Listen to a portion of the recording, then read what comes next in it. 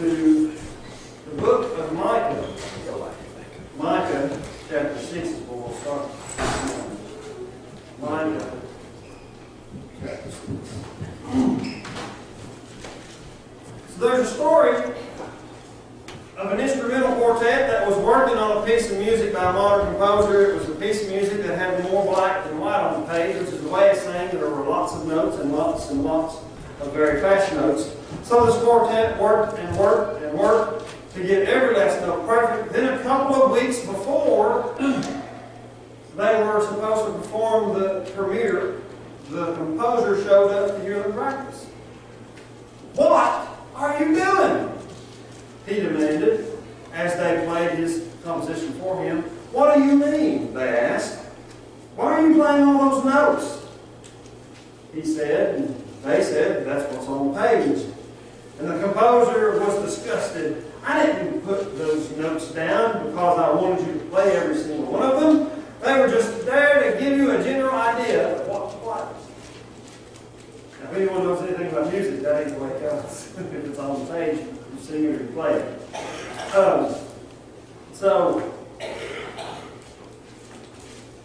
But I don't know about you, but I would have been pretty upset with the composer after working so hard and long on what he had written, only to find out he didn't mean it. But I'm awfully glad that God isn't like that. God doesn't play guessing games with us.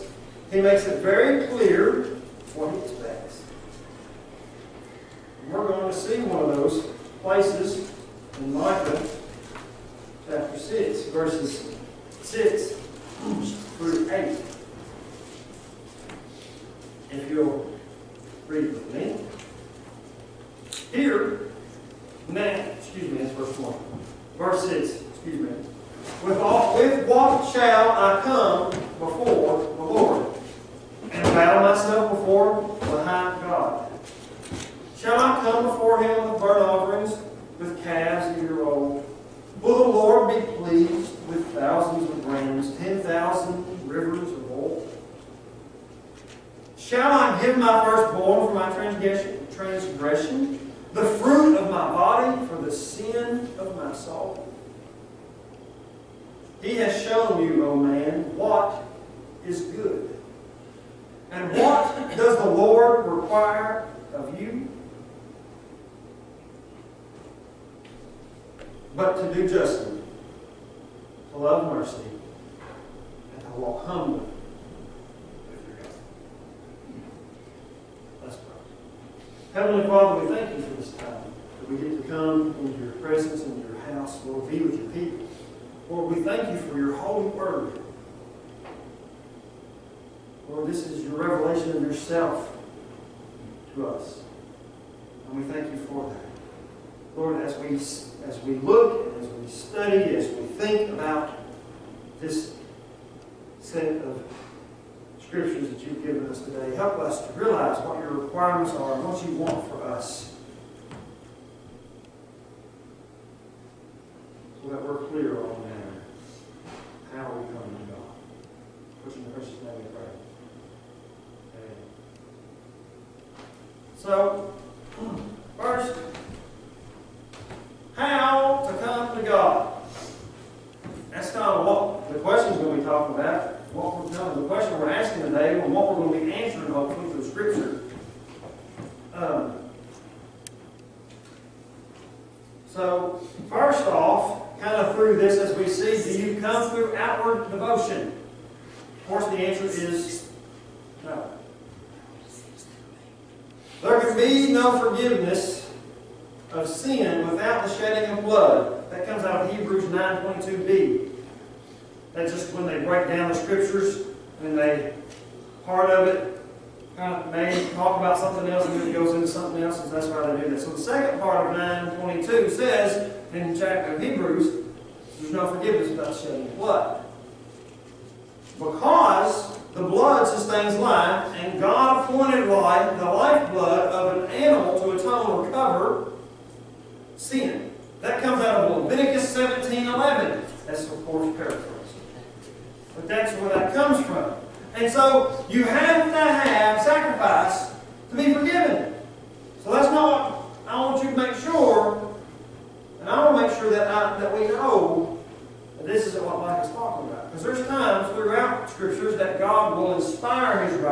say things like this. But I want you to realize that there is a requirement for the forgiveness of sin. Blood must be shed. Sin requires payment. When we go against the order of things, when we go against God's law, His commandments, His will for our lives, it costs something. We are supposed to die to pay for it. That's what He told Adam and Eve right in the garden. If you eat of that tree, because at that point the only law was don't eat of that tree. You can have everything else. Just think of that. God looks at them and says, you can do anything you want. You can eat from anything you want. Don't eat that tree. Just don't do it. And of course, being human, what they do, they listen to the serpent. Have you ever been told something you ain't supposed to do? And then you've done it. You break your neck to do it. Just because you're told not to. I know men that I hope that you haven't fell victim to this, to thinking you can tell your wife something and thinking she's just going to do it. Yes, dear. I'll be right honest. I told Heather not to do something. It'd be rough. That's what we do as humans, though. Not to pick on the ladies or my wife. I'm just as bad if she's to say, play. Now, there's times she can tell me what to do and things, because that's just the way marriage works. But there's times if she's corrected me or something, because I need it sometimes. You're just like you do it or die, don't you? You break your neck to do it, and you don't care what it is, even if it's something you really didn't want to do something. That's just the way we are. That rebelliousness comes out in us, and we're just weak. And that's what it was in the garden. And they just had to do it. And because of that, God told them, if you did this, you would surely die. Now, that can come a lot of ways. Of course, we have physical death, and we have spiritual death. And of course, in the Bible, death doesn't mean extinction, because we never go extinct. We don't cease to exist. We just are separated. That's what the biblical term means of death, is we are separated. Spiritual death separates us from God. In this life, that can be a temporary thing until we are saved, until we come to we're convicted by the Holy Spirit, and we come and we give ourselves to Jesus. Then we become alive in Christ. However, if we were to die without Christ, we would have spiritual death. And that's also the physical death, right? We're separated from our loved ones. Our spirit is separated from our body until the resurrection. And then, if we die without Christ, we have spiritual death. And we're separated from God. It's not temporary anymore. We're separated from God forever in a place called hell. And so, to be forgiven, and it always has to come at a price, because that's what sin does. And so, before we move on, I wanted to make that clear. Is that this, in the Old Testament, it had to be the sacrifices of animals to cover, and they didn't wipe clean. They just covered, because you had to continue to do it. There were certain things you did year after year on certain dates, and there were other ones that you did if you committed sin. You would have to go and do a certain thing for whatever sin you committed.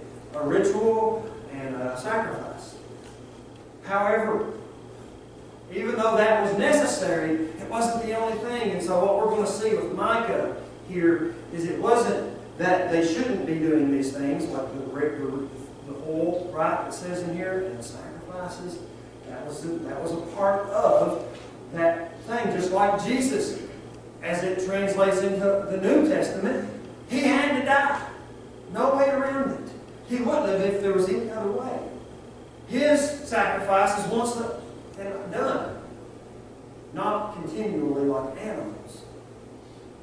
And so, it has to happen. You have to trust in that death.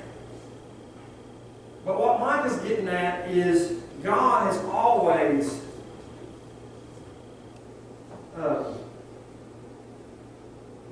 cared more about the inside than the outside.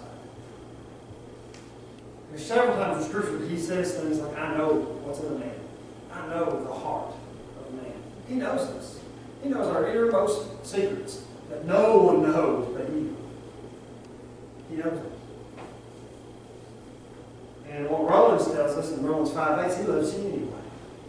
He loves you enough to die, even though He knows all that about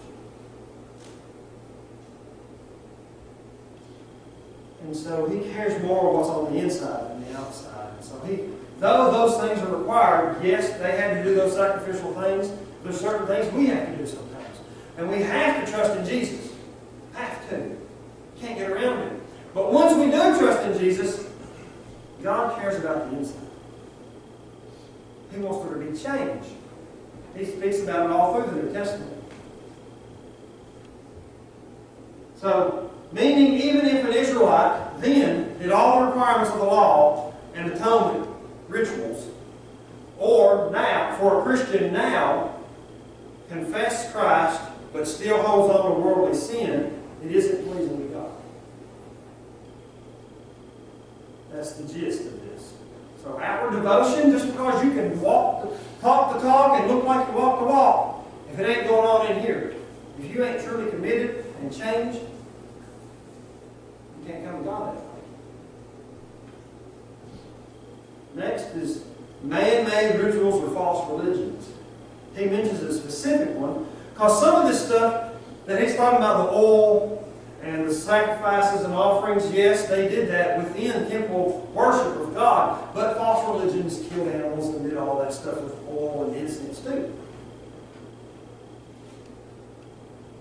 And he mentions a specific one that is very heinous, and God abhors it. So, the answer to this one, of course, is no. Man-made rituals and false religion. Can you come to God that way? No. You all know, and I heard Jimmy's Sunday school class talking about this particular thing earlier, but you know what the fastest, or at least a few years ago, this is an old statistic, I'll give you that, but a few years ago, the fastest growing religion in the world, you want to know what it is? Or was at that time anyway? Yes. Anybody. You're right. Islam was the fastest growing. I'm assuming it still is. Now, what a lot of people don't realize is that Christianity is growing too. Did you know that Christianity is growing? That there's more Christians in the world now than there was a year or two ago? Did you know that? No, because we focus on what? America, here. And we're dying, aren't we? The church is dying. Guess what? Places like China and South America, Africa, all these different places, the church is growing. It is. God is moving and working. There's more Christians now than there was. In places where it's hard to be a Christian. The places it's dying is the more civilized parts of the world. Here in Europe. That's where it's dying. But overall, the church is growing. Ain't that wonderful? That's why I look at those kinds of things. Because we only pay attention to some of these statistics that affect just America. And yes, we're struggling there. We are. But one of the fastest growing religions is Islam. Why? Because it's works-based. That's why y'all are talking about death and things. Their view of death is really different. I studied it once and looked it up. Looked at some of the passages of the Quran. It's crazy. It's definitely works-based. You have to be so good to get it. And there's different levels, different things that can happen to you. And of course, the zealots and certain ones, they believe about the whole martyrdom, like if they die for the cause. But it is a very works-based type religion. You get in by your own merit. What you did in this life, how good you were, how bad you were, all that stacks up against you. It's kind of like the weights. You know, if you're good enough, you go. If you're not, you might go to one of the other levels. It's crazy. Excuse me. And in this life, and in our society especially, people are DIYers, aren't they? For those of you who know what that means we're do-it-yourselfers. They even have networks on TV just for that kind of stuff. All these home improvement things, all this stuff. You know what? We talked about this in Sunday school. My wife brought it up, but it's so indicative of our society in this generation. Is if you want to know how to do something, what does a lot of people do nowadays? They look it up on what? YouTube. Right? My mom's the world's worst. If she was here, she'd agree with me about doing that.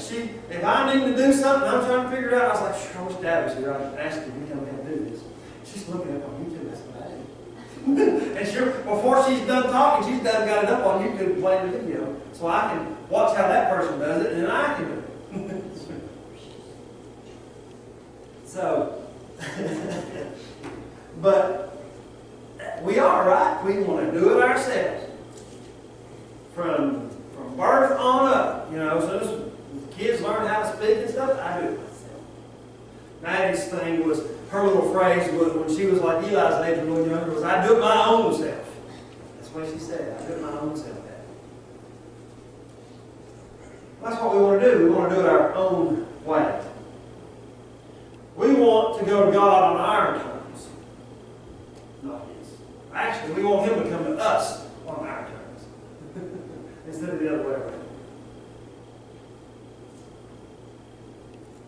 There were false religions then, there are now. But one in particular he mentioned, Micah did, and that was one that required child sacrifice. If you were to look back in verse 7, will the Lord be pleased with thousands of rams, 10,000 rivers of oil? Shall I give my firstborn for my transgression, the fruit of my body, for the sin of my soul?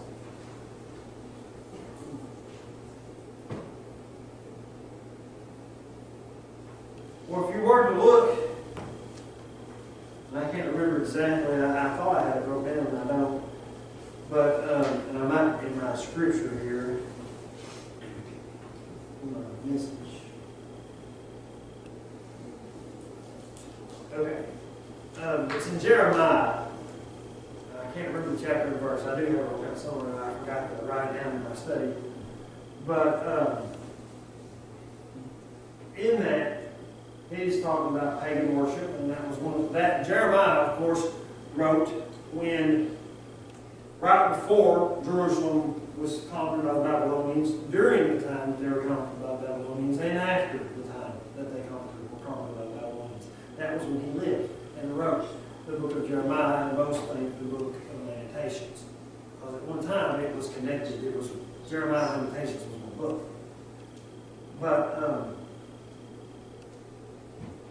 But in that, he says about child sacrifice that he abhors it, he hates it, and that it never entered his mind for us to do that, to sacrifice our children.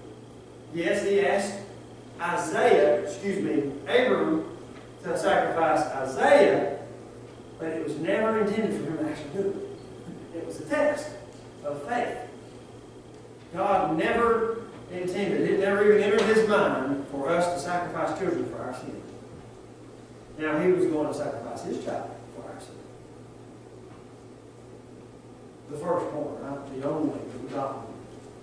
The one that is in the form of and comes from God, Jesus. He would be sacrificed for our sin. But God never wanted us to sacrifice people for sin.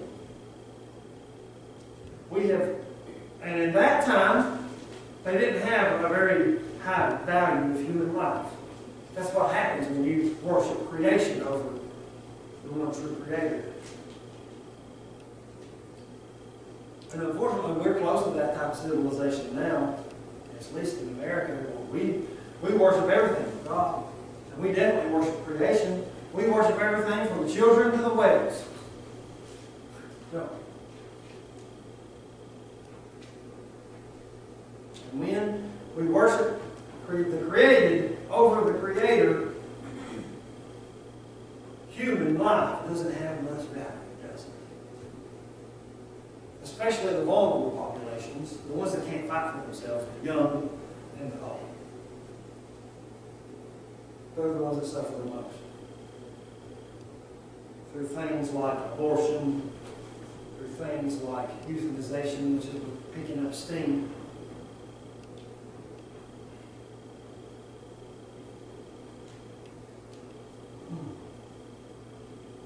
That was one of the ways that they thought they could to God in that day. It wasn't true then, it's still not true now. Oh, I did write that. There it is. Jeremiah 7:31.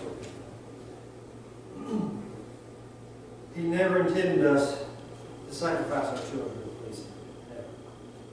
Maybe sacrifice in a different way where we give them to Jesus. Right? And we let, and sometimes we have to take our hands off of them because we can't will them to do anything yet, especially once they become adults. I don't even think about that. I'm a long way from that. I know it'll come here before I'm ready for it to. But even with young kids, you can't just, it's hard just to force them to do things. Times I do. But as they become adults, you can't do that no more. You have to parent differently, not by limiting. But we can't. Sometimes we do have to sacrifice them in that manner where we give them to Jesus and say, Lord, I'm going to continue to be a good influence. I'm going to continue to be in my child's life, but you got to do this. I can't do it. The responsibility was never ours anyway. For that type of change, it's always His. He's the only one who can do it. But He never, ever, ever wanted us to sacrifice our children for sin. That always had to be animals in the Old Testament, so it would show us that we needed a one true sacrifice, and it was always going to be Jesus. Even before He breathed life into Adam, He knew. They'd already said, they'd already planned it between the three of them, God the Son, Father, God the Son, God the Spirit. This is what we were going to do. So what are God's requirements? You ever thought about that? Because there's a lot of people telling us a lot of things. And we can find other places in the Bible that tells us maybe a little bit different, but a lot of this, these are kind of the roots. These can kind of cover a lot of it together.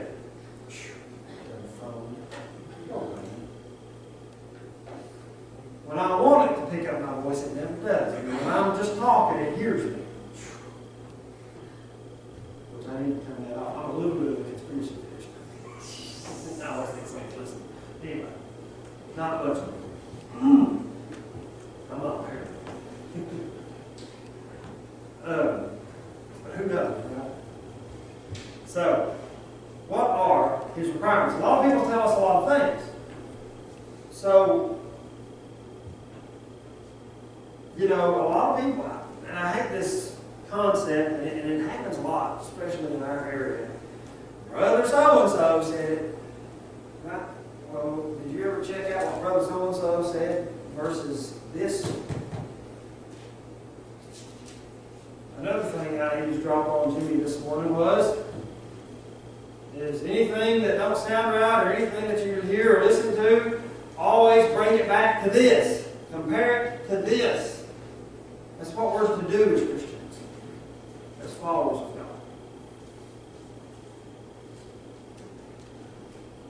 There's a lot of people out there telling me a lot of ways to get to God. There's so many different philosophies and theologies within Christianity, outside of Christianity.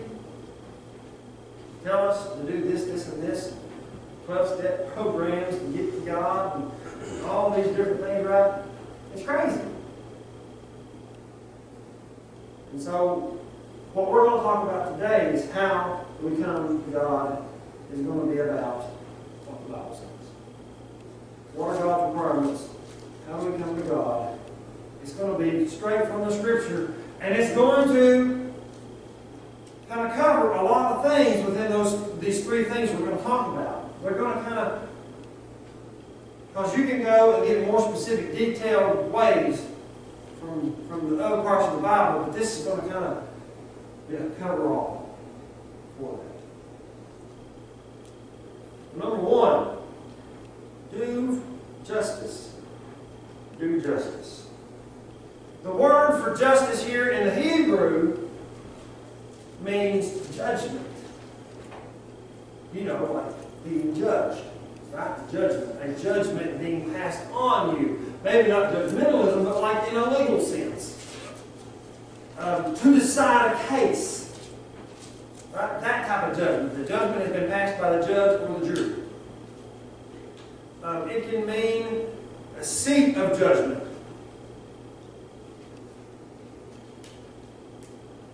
Like where you go to be judged. Due process. It can mean that. It can mean the process of justice, like the court system. Due process. It can also mean a sentence, like you've been sentenced, right? Because in our court system, we have, you either are before a judge or before a jury, depending on the infraction. And then they determine guilt, correct? At that point, at a later time, sometimes at that point, sometimes at a later time, you're sentenced. Now, if you're found guilty, you get a punishment, whatever that punishment might be. And of course, our law spells it out, and there's different things that happen. But that's kind of what this is talking about. It can be the judgment, it can be that seat of judgment where you go to be judged, it can be the due process, but it can also be the sentence. It can be also justice, meaning right or right over wrong. And it can mean a right or a privilege. It can also mean something that is proper or fitting. So a lot of this depended on what when you're talking? Context. So they would know, right? The people who knew that kind of stuff. Just like sometimes when we say phrases, it depends on context, what that means. And so, here this word justice. Do justice. So we're to be just. We are, right, to make good judgment calls. You hear all the time, the Bible says don't judge, don't judge. It means don't be judgmental. You know that, right? Because we all have to make judgment calls. Every one of us. The Bible tells us to do that. To make judgment calls. Don't do certain things. Don't go to certain places. Don't hang out with people who do those kinds of things in those places. That's a judgment, right? We have to do that. When it says don't judge lest you be judged, it means don't be judgmental. You are not the judge, jury, and executioner. Who is that? God. We can't say, what that means is you can't say, that Travis, you heard what he's done. He's the third lowest thing on God's earth, right? Well, that's judgmental. And gossip. And I'm just teasing you. It hasn't done anything, but I know it. But that's judgmental. That's what it's talking about. Here, we are to do justice. We are to make judgment calls. We are to be fair in our judgment toward other people. Right? It's going to go hand in hand with the one right after it here. But we're to be fair. We're to be like God in justice as much as possible. We can't be completely, because God knows everything. He knows your heart. He knows what you've been through. And He can make the best judgment call that needs to be made because of who He is. And because He's very compassionate. We'll look at that in a minute. But we need to do justice. We need to right wrongs. Uphold for those who can't fight for themselves. The vulnerable. That's what doing justice means. That's why we even have James that tells us, right? In chapter 1 of his book, it says good religion, or religion that God accepts, is what? Take care of orphans and widows. Who are those? The vulnerable, the young, and the old. The ones who are in situations that they may not be able to take care of themselves as well as other people. And so we as the church are supposed to look out after them. As people who follow God, we're to look after those who can't look after themselves. That's doing justice. But it's being fair. It's being upright, as the Bible says, righteous, right? Like God, above the fray. It's being that in our judgments and in our dealings with people. We're to do justice. It also means to live a life that reflects God's justice. That's what we're supposed to be doing. Living a life that reflects His justice. We can't know that unless we're studying His Word, we're praying, we're worshiping, we're growing in the fruit of the Spirit, and in those kinds of things that are becoming more like Jesus. Live a life that reflects God's justice. It is justice that cares for others, seeks what is right, but not at the expense of others. That ain't justice. What's that? If it's at the expense of others, what is that? We have a word for that. It's called what? Revenge. Or vengeance. Right? That's what that is. If it's at the expense of others, that ain't justice. That's you getting yours, right? That's negative. That's vengeance. What's God saying about that? He says vengeance is whose? His. Because He's going to work it out perfectly. Whether we think it's right or not, it's going to be right. Vengeance is His. He will repay. He'll either repay, especially if they don't repent and turn to Him.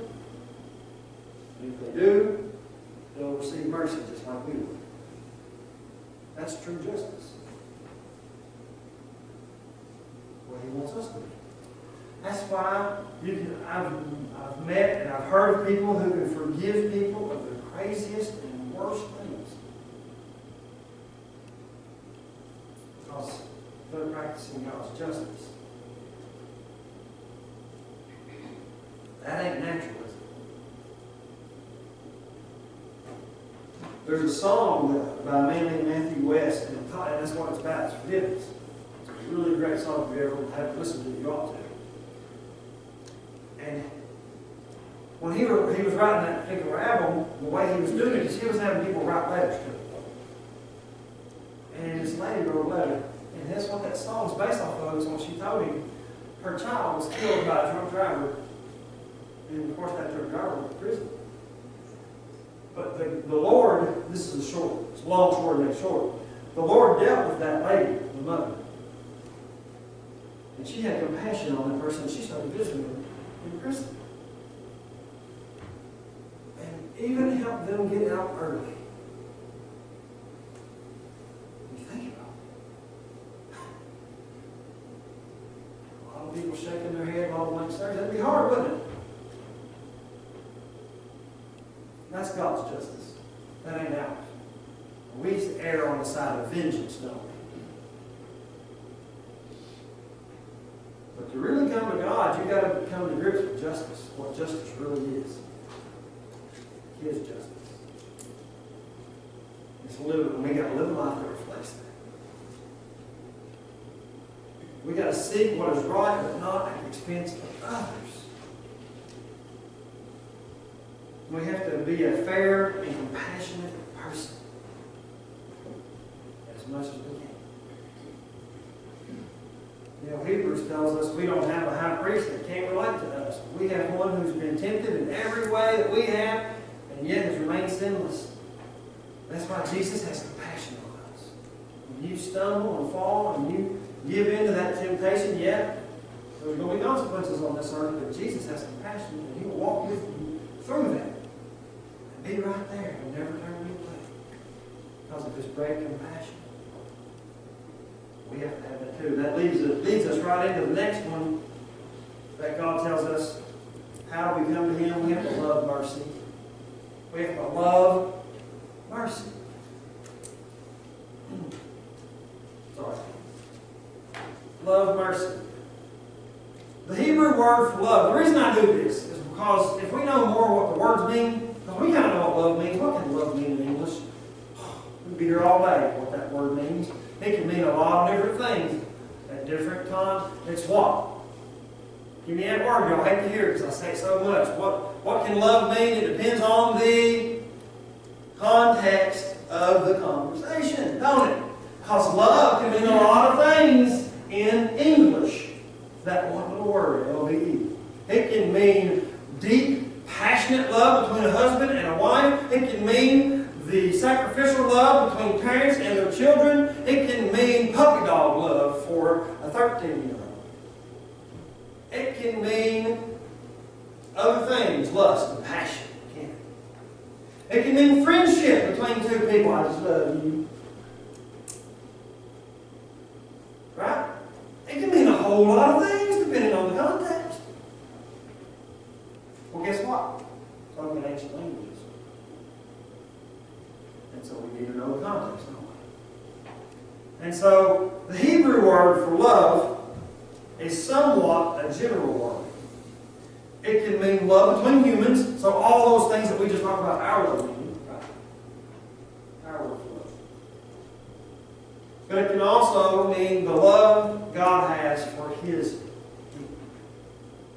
Meaning that sacrificial, I lost my word. Non-conditional, unconditional love that God has for His people. Agape is the Greek. This is Hebrew. But yes, very similar. So it can mean both those things. It can mean the love that we have for each other in all the different facets that we can show it with different relationships. It can also mean the love that God has for us. And so love comes a lot of things. Let's talk about it. Here the word mercy in Hebrew can mean goodness, it can mean kindness, and it can mean faithfulness. So when you show mercy to somebody, mercy. Grace is unmerited favor. Mercy is something when you let up a little bit, right? If the court shows mercy, that means they're lenient on the sins. That's what we're to do. We're to show mercy. We're to show goodness and kindness instead of just that strict standard of justice that we think justice is when it really isn't that. It's always true good justice that comes from God is always coupled. It's like a two-sided coin, heads and tails. Justice is always coupled with love, mercy, and grace on the other side. If it wasn't, Jesus would have came and we'd all be there.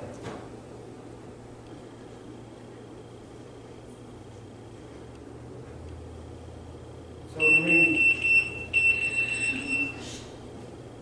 scared me to death. Pause the rapture for a second.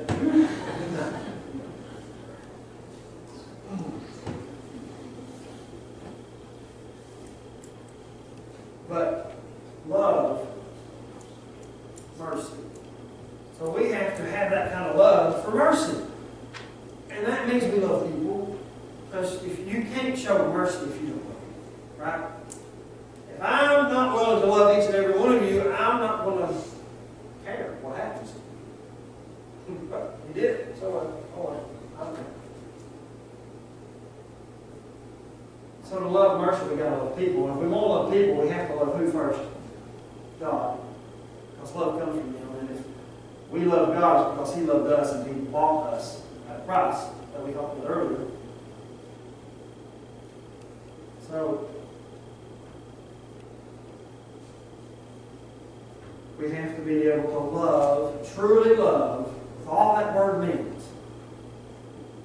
And not just emotion. We have to love, to choose to love, mercy, kindness, goodness, faithfulness. We have to want to be there for people. We should want to do good for others.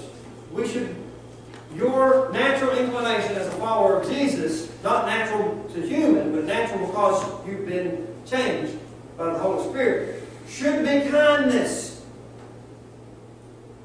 Not snarky attitude like most of us have become. Right? I'm just being real. I struggle with that. You can ask my wife. I struggle with that. Grumpy aside. My children call me grumpy. But I try not to be. I really do. It's something I've always struggled with. Is I can sometimes, my natural being is to be grumpy. I try not to do that. It's tough sometimes, especially if you catch me. I don't get these very often. But when I take a midday nap, Mom, if she was here, she would tell you, and this is what she tells people. She said he's been like this since he was little. And if he takes a nap, you got to give him 30 minutes to an hour. And then he snaps at me. I fight against it. I really do. But we should want to be good and kind to people. And I would rather people know me as a good-hearted, kind person instead of some old grumpy person.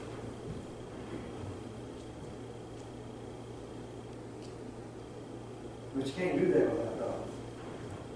We're going to get that. That's how we have to come to Him. This is what He expects. Is this an easy thing for us to do, to come to God like this? It ain't easy for me.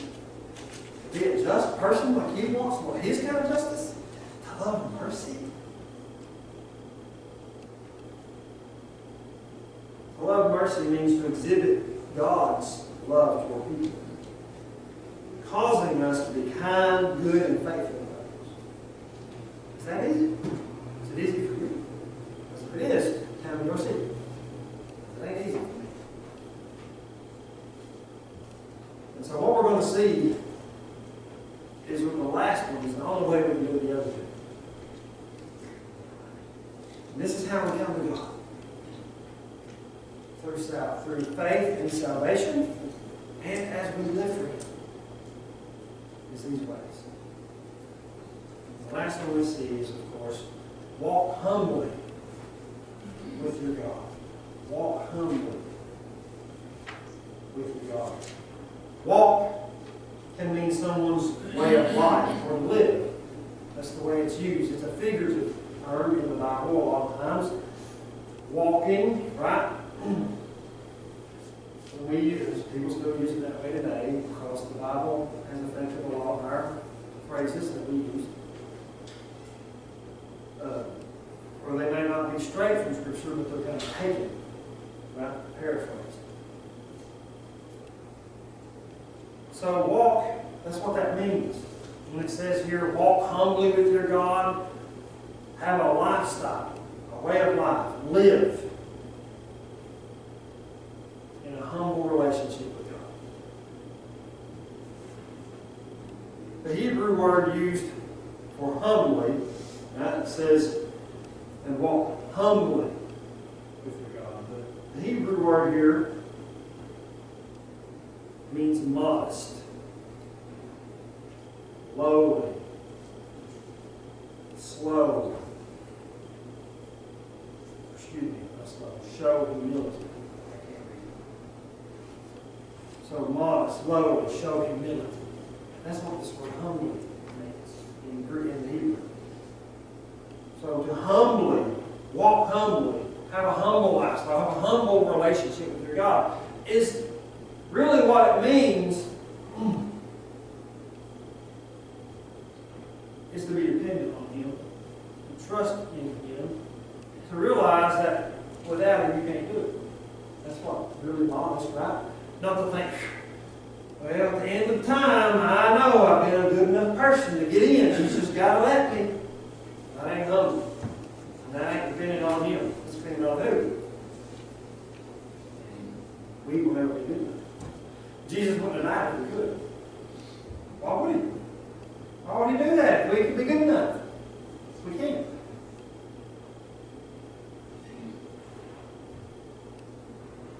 We have to have a type of relationship with God that realizes we can't do it. That's what faith is. Trusting in Him to do what we can. That's what Jesus died. It has to be in that sacrifice. God here in the Hebrew is the word Elohim. Elohim is the plural for the word El. E-L. That's the word for God in the Hebrew. El. Just a general word, kind of like our G-O-D, right? It's a general word for God. A lot of times they would even use this specific word for any God, like a false God. If they're talking about gods. Now, if they were talking plural, of course they would use the full form. But if they were just talking about a pagan god, they would use the word El. Now, sometimes they use God, that, right? You ever heard the word El Shaddai? for one of God's names? That's two words, El and Shaddai.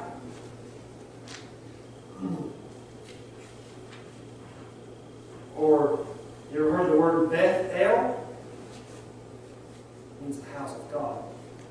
Beth means house, El means God.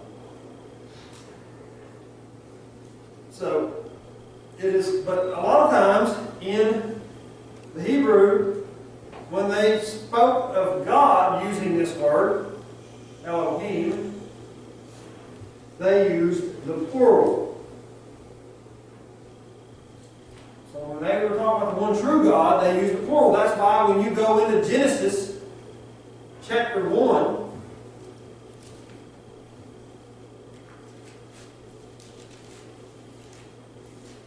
it says, in the beginning God created the heavens and the earth. The earth was without form and void, and the darkness was on the face of the deep, and the Spirit of God was hovering. Then God said, let there be light, and there was light.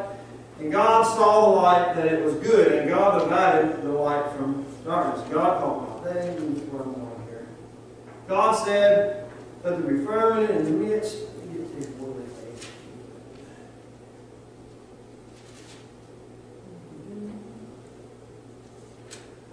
Then God said, let us make man.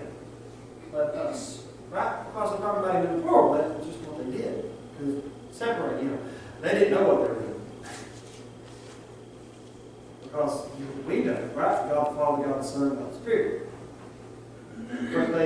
But Elohim is the plural in the Hebrew.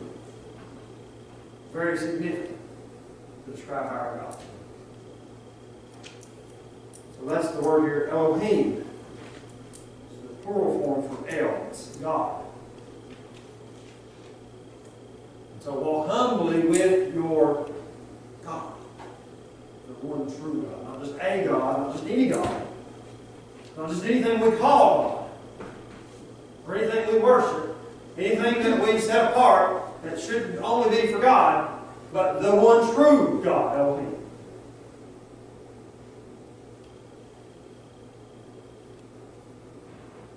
The only way to be able to do the first two is if we are doing the third.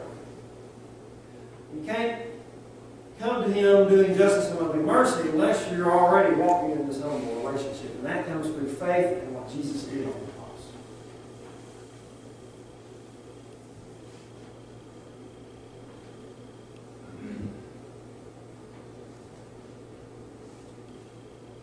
We can't be just or compassionate if we aren't in a dependent relationship with Almighty God. So He provides the way. Ain't that something? He gives us these requirements, and you have to do this to come to Him. But guess what? Without Him, you can't do it. So not only does He tell you the requirements, but God gives you the ability to do it. You can't do it without Him. Jesus even says, when He's talking about being the vine, right? Without me, you're what? Useless. Can't do nothing. So, God's not just giving you the requirements. He's doing most of the work. He's doing all the heavy lifting. We've got to trust and be dependent on Him and let Him work in our lives. For salvation and to continue on following Him. Ain't that something? You know anybody that's going to do that?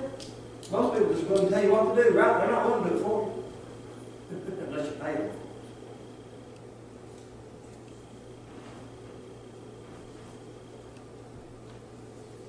So, that's the thing. That's the thing about our God, about this thing we call Christianity. He does it for you. How do you come to God? We got to do justice, we got to have mercy, we got to walk humbly with our God, but He does the work for us. You can't do justice and love mercy unless you're already walking humbly with Him, unless you come to Him. And then He changes your heart so He can.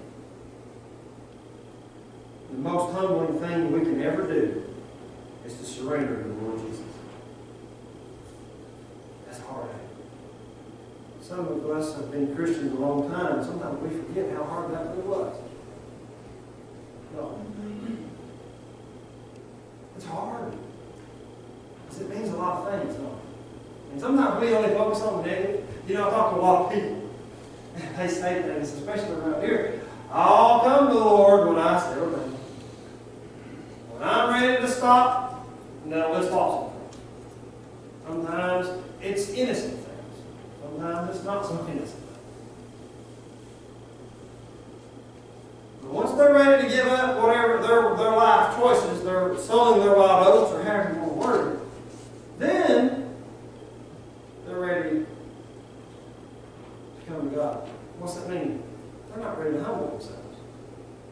What's that word mean again? Modest, lowly, showing humility. Right? They're not ready to do that yet. Guess what? We're never going to be ready. It's kind of like when a young couple asks you, you know, are you ready to get married? Were you ready to get married when you got married? I wasn't. Thankfully, the Lord had helped me through that time. A friend of mine, Norm, joking around because of some of the things I had. I was a slow learner. I was going to tell you, he had to put up a lot in the first year of marriage. It was tough. A lot of fights, I'll be honest. Most of them were my fault. There were. It's tough when you've lived on your own, you know, because I did. I didn't come straight from Mom's house to live with Heather. I was on my own. Lived in my own place, did my own thing, come and went as I wanted, did what I wanted. That's tough to. Then you got to start, you know. But I wasn't ready. If I had waited until I was ready, I'd probably still be single. And that's just a cute little illustration to show that we're never going to think we're ready to give up this stuff. Why? Because you can't do it on your own. You can't give up all the stuff. You can't do justice. We are bent toward what? Sinfulness. Because of the garden, because of Adam and Eve. We're born into it. And then we willfully choose it. We like it for the most part, unfortunately. Why does the gossip? Because it brings them a little bit of pleasure, don't it? And some of these other things, it might not be now, like drug use or pornography or sexual relationships and things of that nature. It may not, you know, they may be in something now that they just got caught up, but in the beginning it brought them a walk with it.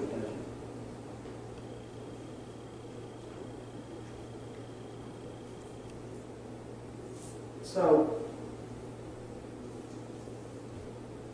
it's hard to surrender to God. Because we think we're giving up so much. We think we're giving up, and we are, to an extent, because when we surrender to God, we're giving up my desire and trading it in for His desire. We're giving up my will, what I want to do, for what He wants to do. I'm giving up what I think is right for what He says is right.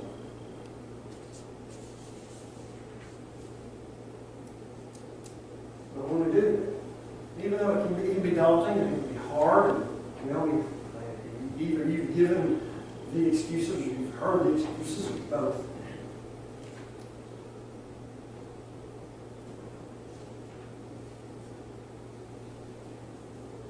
It's hard. It's hard to surrender to God. And it's hard for us Christians. Yes, we have the Holy Spirit. He helps us. He enables us to do so. But man, sometimes we just want to do what we want to do, just like I was talking about earlier, right? Tell me not to do it. Man, I got to do it. Die, do it or die. Right? Do it or die.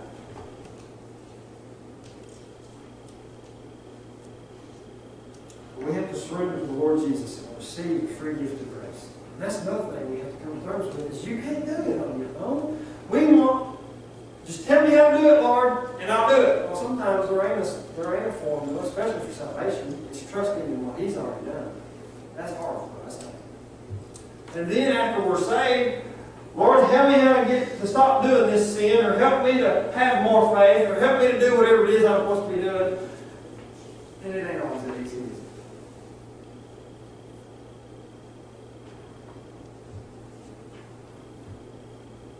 Taste it. Humbling ourselves. Realizing we can. He can.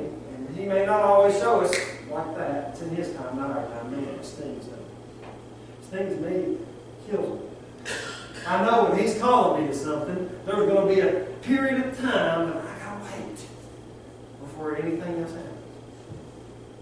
Every time it never fails. When He called me to preach, when He called me to pastor, when He called me to do other things, there's always this time of limbo, and I'm just waiting. And I'm not good at that. That's why you don't pay for patience, right? We have to be able to live a life of dependence on God, knowing we are nothing without Him. It's tough.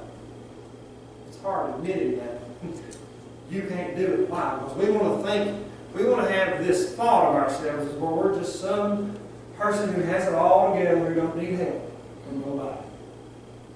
You do it all on my own. Like my daughter used to say, I do it my own self. That's the human condition. Right? That's why Eve took the apple. Right? Because Satan knew the struggles that we were going to have, that we want to be like God. And he says, you're not sure you're going to die. He still wants you to be like Him. Right? I can do my own self.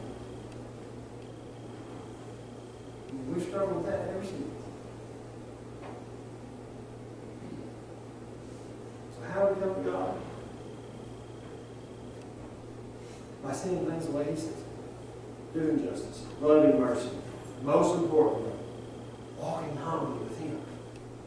Depending on Him to do it, because you can. I can't. But with Him, all things are possible. Right? With man, it's impossible.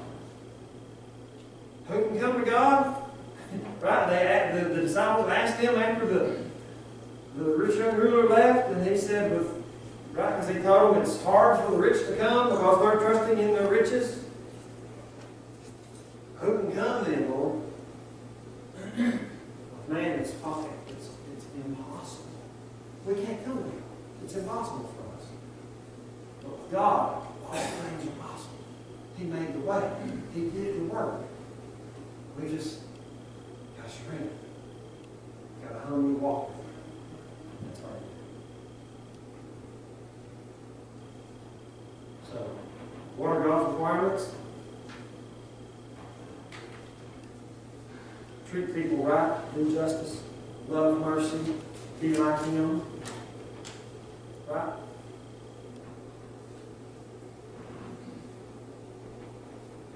And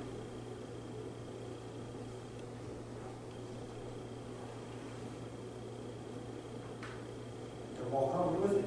Or the rest of it we can't do. We got to have that relationship with God through Jesus, what He did on the cross. That's how we come to God. None of this other matters.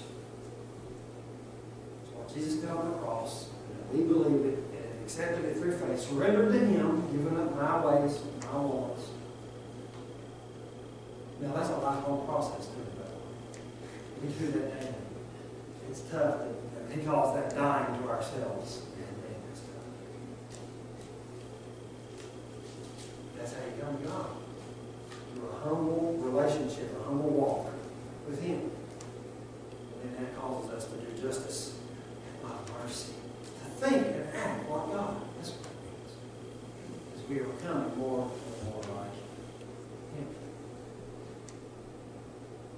That's right. Father, we come humbly, knowing that we can't do it without You. Lord, I pray that You would remind us of that.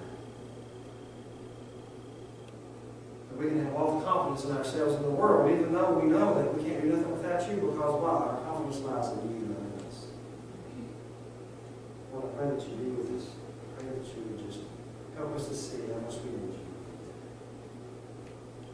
And that coming to You, we have to come to You on Your terms, that You've provided a way to help us to see. Or if there's a decision that needs to be made,